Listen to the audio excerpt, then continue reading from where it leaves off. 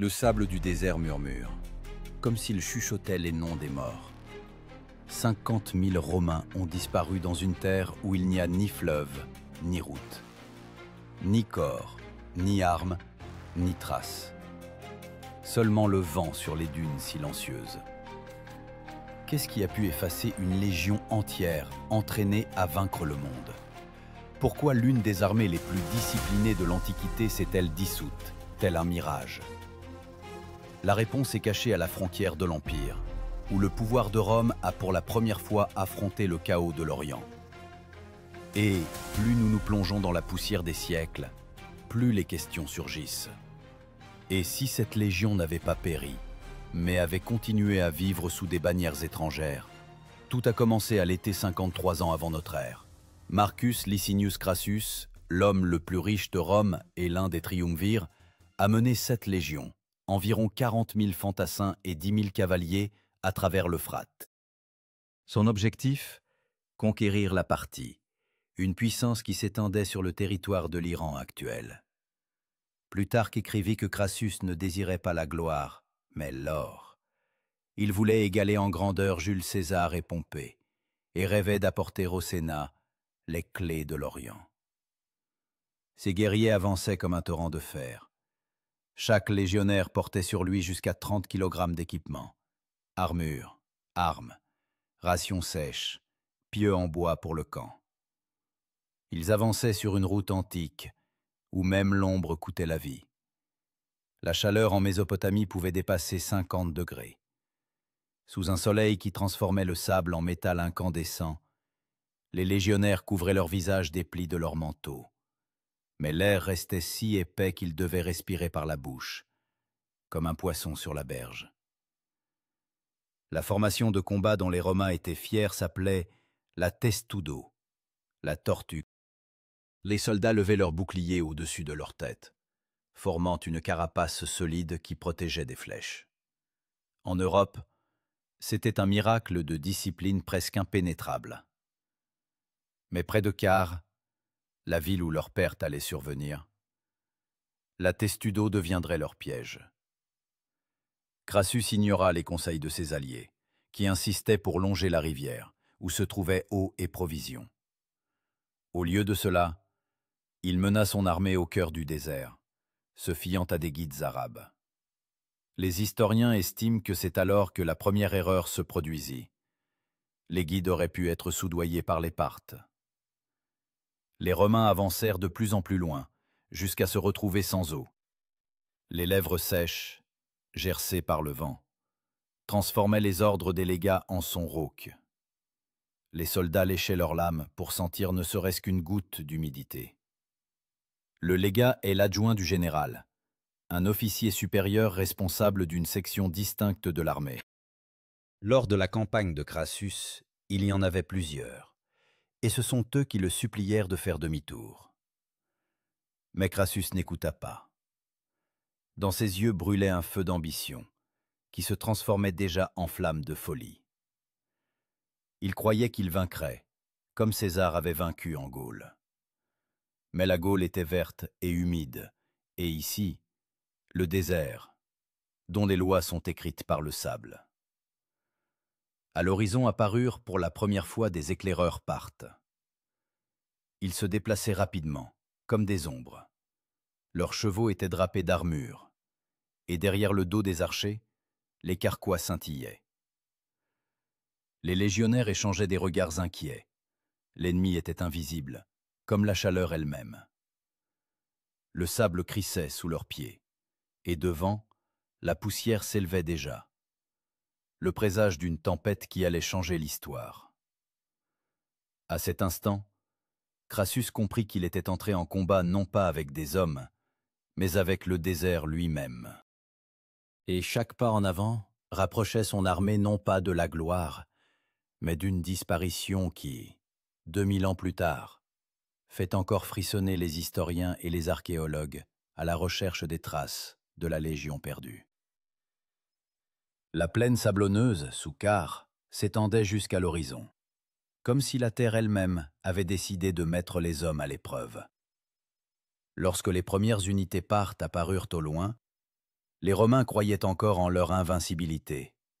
Mais bientôt, la confiance fit place à l'incompréhension. L'ennemi ne se pressait pas d'engager le combat.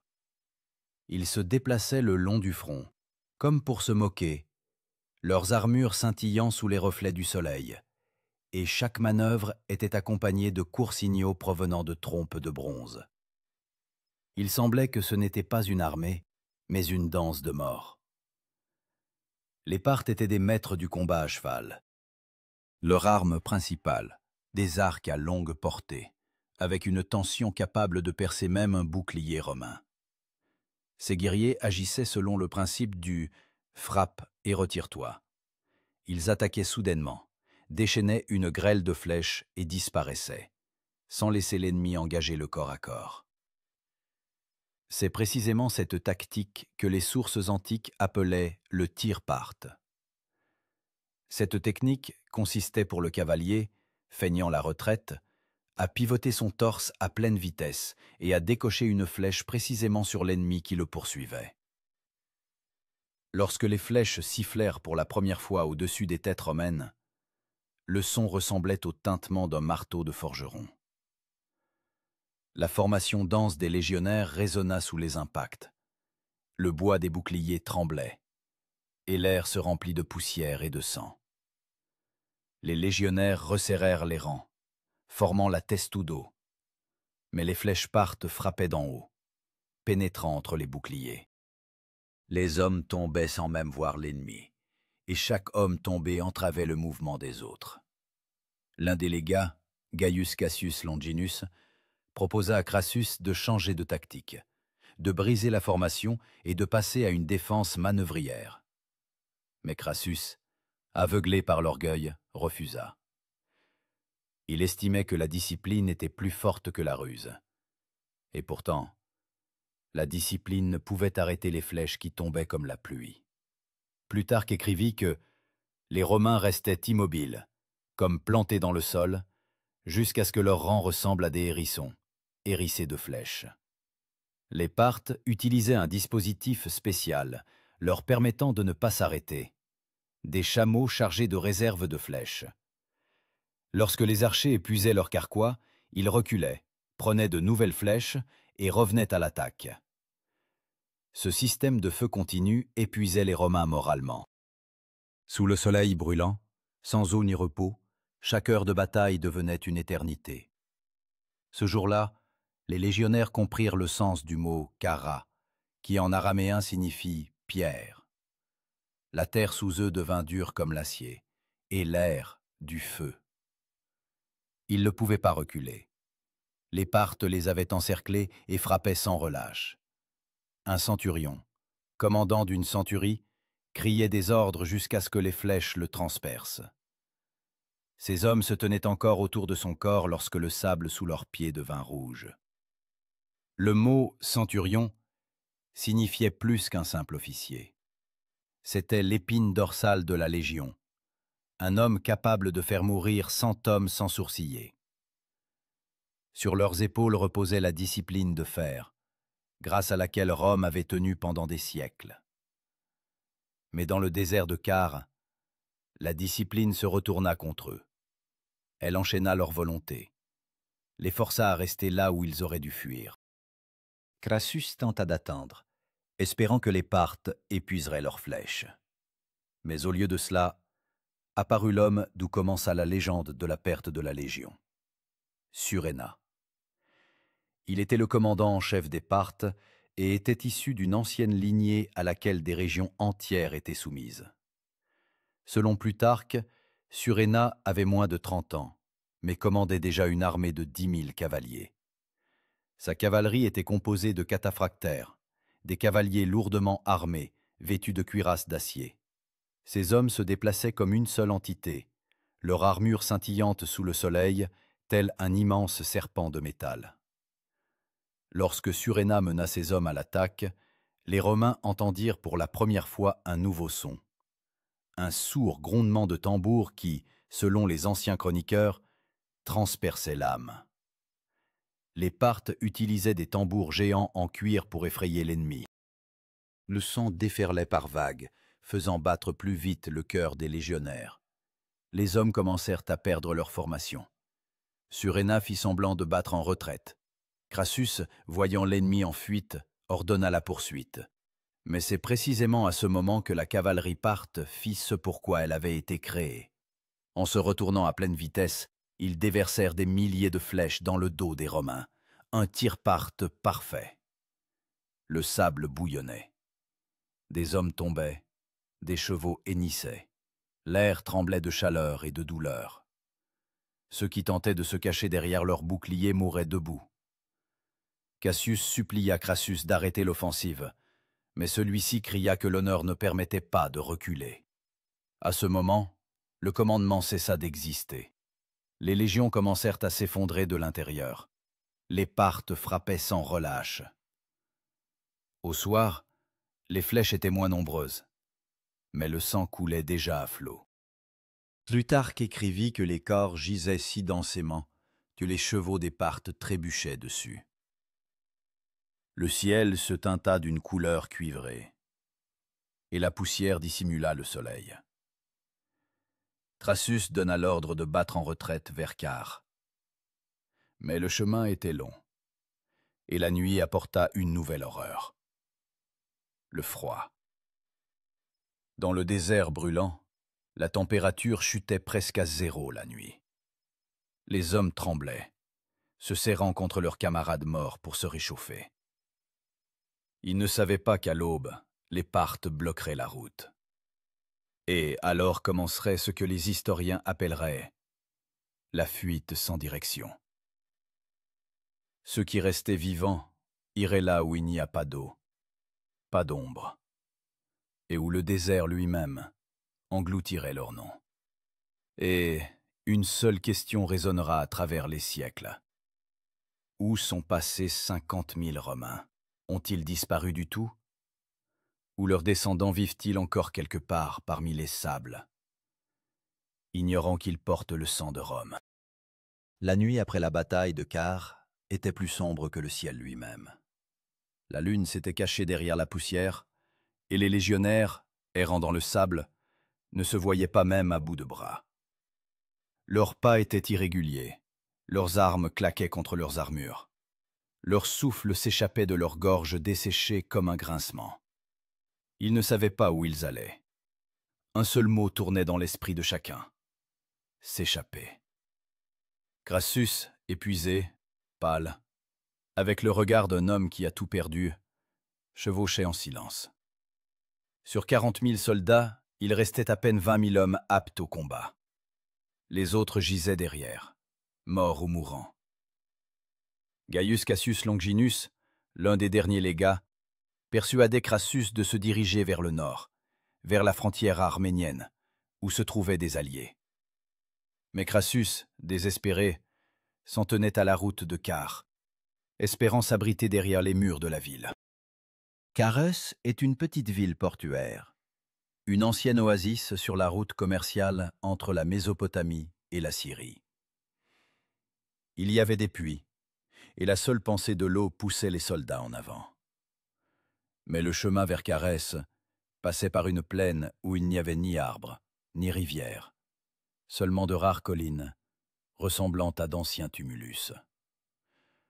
Les guerriers avançaient, trébuchant, comme des ombres. Le sable sous leurs pieds n'était plus simplement chaud. Il était vivant. Il absorbait le sang, s'infiltrait dans leurs bottes, brûlait leur peau. Certains jetaient leurs boucliers pour aller plus vite, d'autres enlevaient leurs casques pour respirer un peu. Mais dans cet enfer, chaque faiblesse devenait une sentence de mort. Les Parthes ne poursuivirent pas immédiatement. Ils attendaient. Suréna savait que les Romains étaient épuisés et décida de les achever le matin. Il divisa l'armée, envoyant une partie de la cavalerie couper les accès à l'eau. La nuit devint un piège. Les légionnaires se rangèrent autour du camp, enfoncèrent leurs boucliers, plantèrent des pieux, comme on leur avait appris. C'était ce qu'on appelait un castrum, un camp de marche, toujours identique. Un fossé, une palissade, un centre avec la tente du commandant. Même en mourant, un Romain n'oubliait pas l'ordre.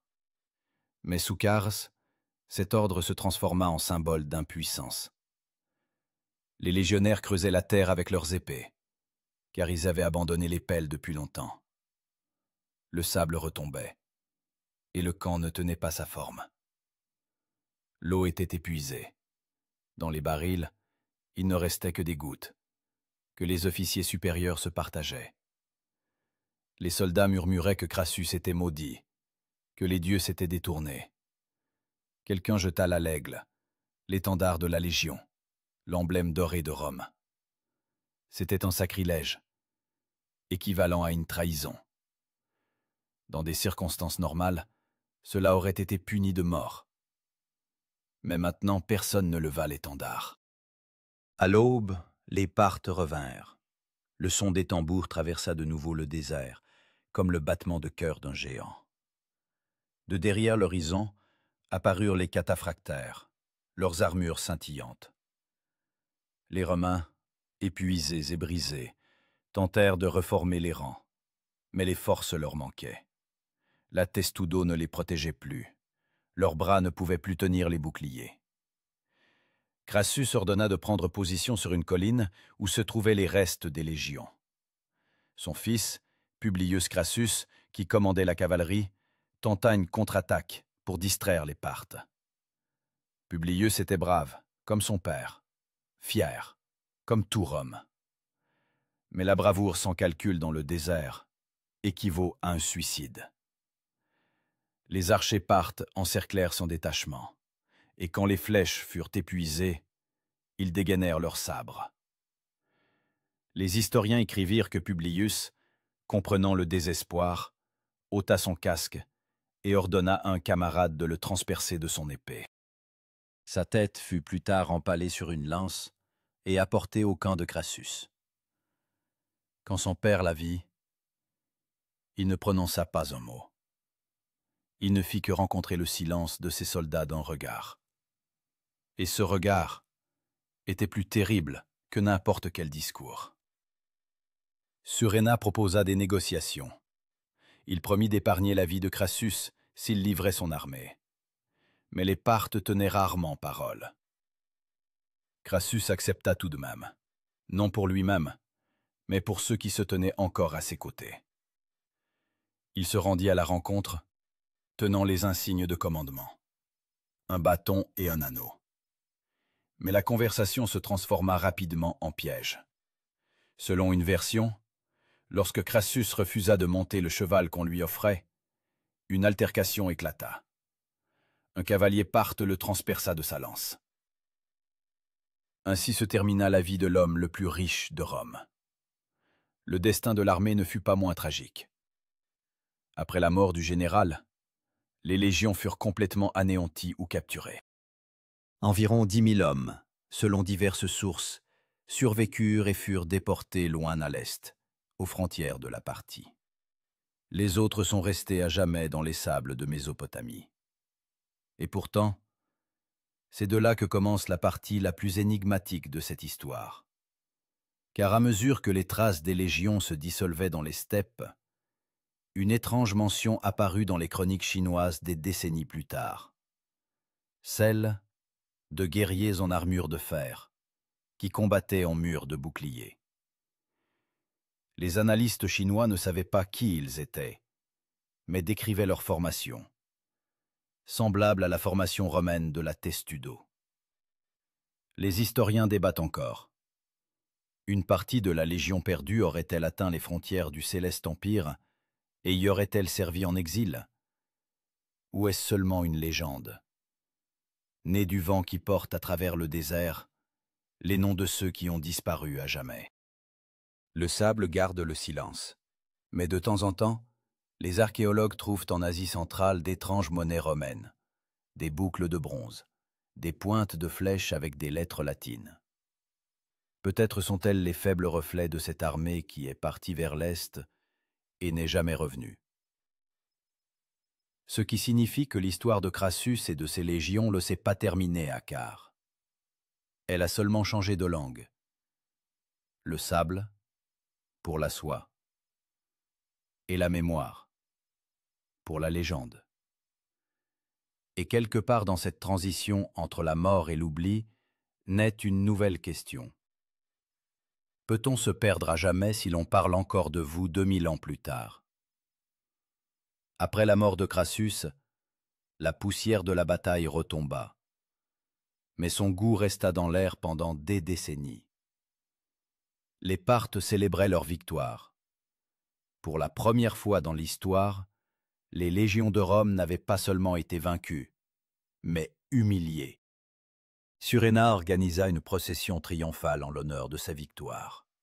Dans les rues de Séleucie, il fit défiler les Romains capturés, les obligeant à porter leurs étendards à l'envers, signe de défaite totale.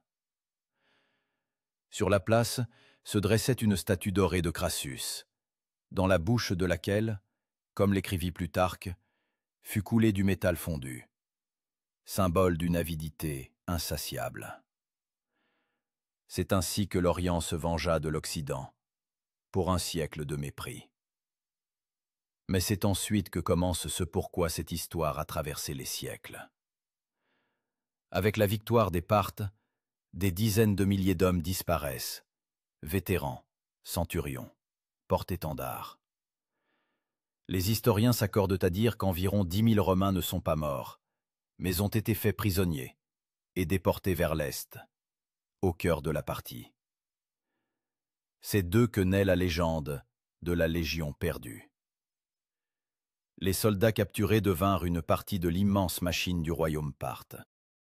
Ils pouvaient être utilisés comme garnison, travailleurs, parfois comme mercenaires. Certaines chroniques mentionnent que les prisonniers furent installés en Margiane, une région fertile au pied des montagnes, à la frontière du Turkménistan actuel. Là, près des oasis de Merv, plusieurs objets romains ont été trouvés.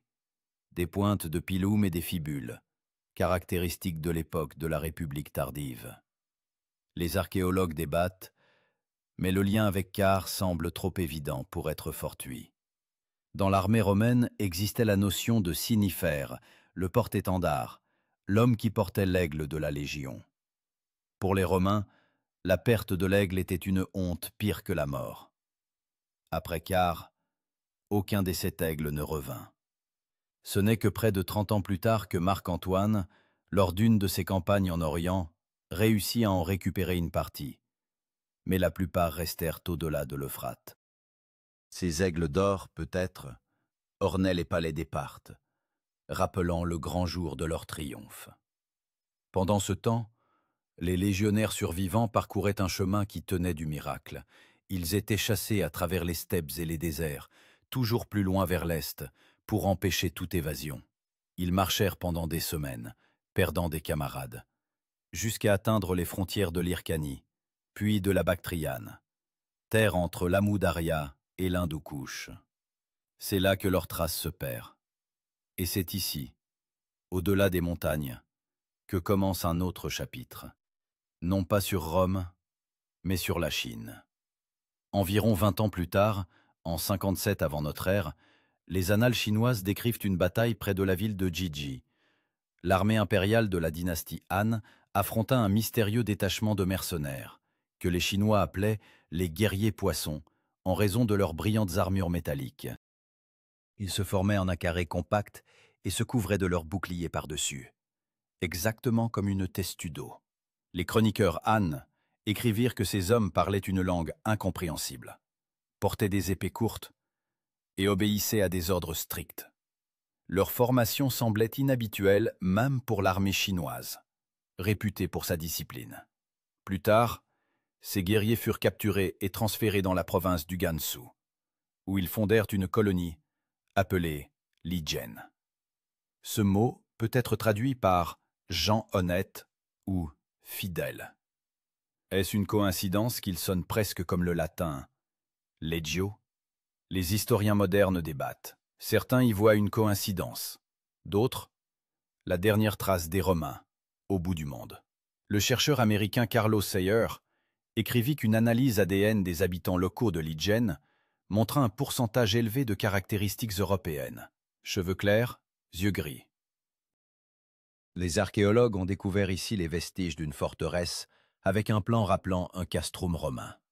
Fossés, remparts, rue droite à angle droit.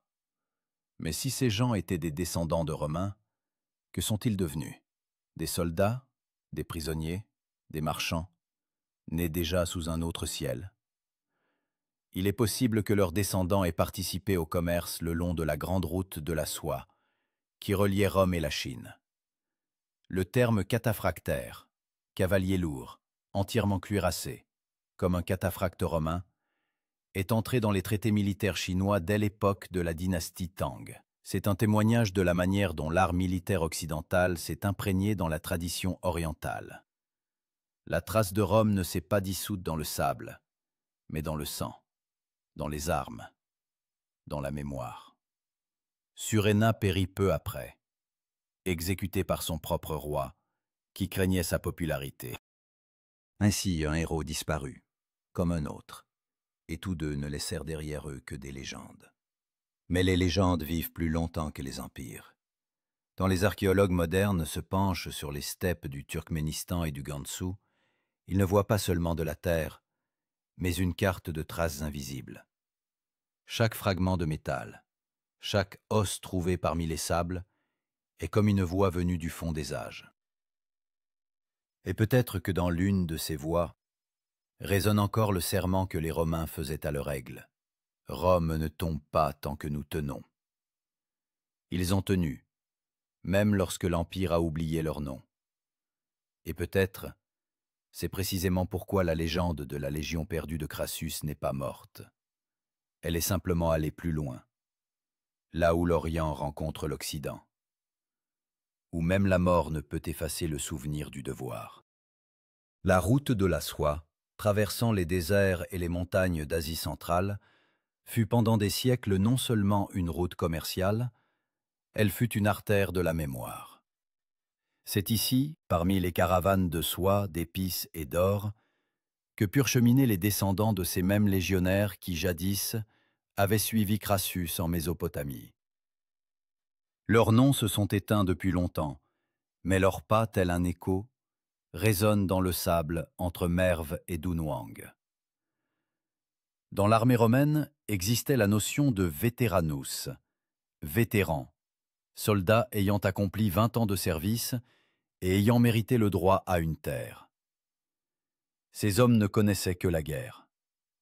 S'ils ont réellement survécu et sont restés en Orient, il est probable qu'ils soient devenus le noyau du mystérieux détachement que les Chinois appelaient les guerriers poissons. Leur capacité à maintenir la formation, leur discipline et leur compétence au combat ne pouvaient pas disparaître. Les chroniques Han rapportent qu'après la bataille de Jiji, les Chinois furent frappés non seulement par l'armement de ces hommes, mais aussi par leur comportement. Ils ne demandèrent pas de quartier, n'essayèrent pas de fuir, mais se battirent jusqu'au bout, se couvrant mutuellement même au moment de leur mort. Cela rappelait non pas une manière de penser asiatique, mais romaine, à travers le devoir, l'ordre et l'honneur. C'est peut-être pourquoi leur colonie de Ligène est devenue un symbole de fidélité dans la culture chinoise. Les archéologues ont découvert dans cette région des objets inhabituels. Des boucles de fer, semblables aux romaines, des vestiges de murs à angle droit, et même des ossements humains dont la forme du crâne différait de celle typiquement orientale. Ces données ne prouvent pas directement l'origine romaine, mais créent une ombre de doute prononcée. L'historien Stephen Keegan a écrit que la probabilité de l'existence d'une légion orientale est trop belle pour être fortuite, et trop logique pour être une fiction. Si les Romains se sont réellement retrouvés en Chine, ils ont été témoins d'un autre monde. Ici, l'armée obéissait non pas à la gloire personnelle, comme à Rome, mais au principe de l'ordre céleste. Chaque soldat faisait partie d'une grande harmonie, et non d'une vaillance individuelle. Pour un Romain, habitué à l'idée de virtus, la vaillance personnelle et le courage, c'était un bouleversement de conscience. Et pourtant, peut-être que cette philosophie leur a permis de survivre. Peut-être qu'une partie des prisonniers a adopté de nouveaux noms, de nouvelles familles, de nouveaux dieux. Ils ont cessé d'être citoyens de Rome, mais ont conservé en eux quelque chose d'insaisissable. L'habitude de construire des routes droites, d'ériger des camps à angle droit, de parler de manière concise et précise. Dans certains villages du Gansu, il existe encore des fêtes où les hommes marchent à un rythme rappelant les manœuvres romaines. Et personne ne se souvient plus pourquoi. Le terme dux, dans la Rome antique, désignait un chef, un commandant de campagne. Ce sont de tels ducs qui auraient pu diriger les restes de la Légion perdue, se transformant en mercenaires au service des souverains locaux. Peut-être l'un d'entre eux est-il devenu l'ancêtre d'une nouvelle lignée, ni romaine, ni chinoise, mais frontalière, ayant absorbé les deux cultures. Mais pour Rome, la défaite de Car devint une cicatrice qui ne se referma pas pendant des siècles. Le Sénat tenta d'oublier le nom de Crassus. Sa famille fut déshonorée. Mais la peur de l'Orient persista. Après Car, les généraux romains évitèrent longtemps les campagnes directes au-delà de l'Euphrate. Même César, qui s'apprêtait à venger la défaite, n'eut pas le temps. Sa mort au Sénat y mit un terme. La guerre avec la Parthie resta inachevée. Et pour l'Orient, cette victoire fut un rappel que Rome n'était pas un dieu, mais un homme. Les Parthes utilisèrent les trophées romains dans leurs cérémonies, conservèrent les aigles des légions comme preuve que même la discipline de fer pouvait céder face à la tactique nomade et à la patience. Et pourtant, le temps est le juge le plus impartial. L'empire parthe s'affaiblit bientôt, remplacé par la Perse, puis par les Sassanides. Et Rome continua de vivre, s'étendant, comme le souffle d'un géant. Mais quelque part au loin, dans les montagnes d'Asie centrale, purent vivre les descendants de ceux qui faisaient partie de son corps et de son esprit. Et cet esprit survécut en eux, même sous d'autres noms. L'historien Adrian Goldsworthy a noté que l'histoire de la Légion perdue n'est pas seulement une énigme, mais une métaphore de Rome elle-même. L'Empire s'est toujours cru éternel, mais même dans la défaite, ses graines ont germé là où personne ne s'y attendait. Si les descendants des légionnaires ont réellement vécu sous le ciel chinois, cela signifie que Rome, en un certain sens, est vraiment devenue une puissance mondiale, non par ses conquêtes, mais par sa mémoire. Aujourd'hui, les archéologues ne cherchent pas l'or de Crassus, ni les aigles, ni les lances. Ils cherchent la confirmation que la culture peut survivre à la mort, que les gens sont capables de porter une tradition, même sans nom. Chaque artefact trouvé, ce n'est pas seulement du fer, c'est un murmure. Nous sommes toujours là. Et peut-être, ce murmure est le véritable héritage de ces 50 000 Romains que le désert n'a pas détruit, mais simplement caché. Ils sont devenus un pont entre deux mondes, témoins de la manière dont la mort peut se transformer en une nouvelle vie. Mais une question demeure, qui trouble encore les historiens. Si la légende est vraie, où reposent les restes de Crassus? Son corps n'a été retrouvé ni par les Parthes, ni par les Romains. Certains ont dit que sa tête fut envoyée au théâtre de Séleucie et utilisée comme accessoire dans une tragédie. D'autres, que le sable l'avait entièrement englouti. Quoi qu'il en soit, la mort de Crassus est devenue le symbole non seulement de l'avidité, mais aussi de l'éternelle illusion de la civilisation. La croyance que l'on peut tout conquérir. Ce qui signifie que l'histoire de la Légion perdue n'est pas seulement un récit de défaite, c'est l'histoire de la manière dont l'orgueil se transforme en éternité, s'il contient ne serait-ce qu'une parcelle de persévérance humaine.